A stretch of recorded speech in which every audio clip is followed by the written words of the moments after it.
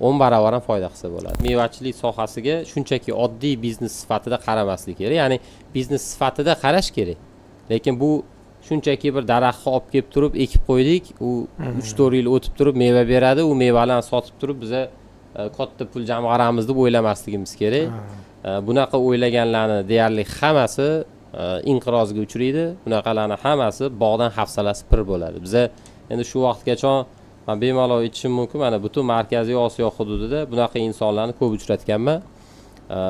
Bularning ichida, ya'ni shu muammoga kirgandan keyin bo'ldi, bu bizni ishimiz emas ekan deb turib yig'ishtirib qo'yganlar ham bor. Hafsalasi pir bo'lgan deydi.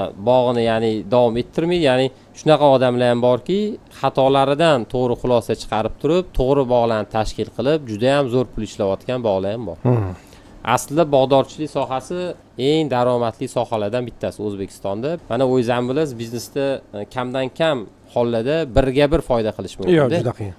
Bu biznesda xudo xolasa 10 barobar ham foyda qilsa bo'ladi. To'g'ri tashkil qilsa. To'g'ri tashkil qilsa.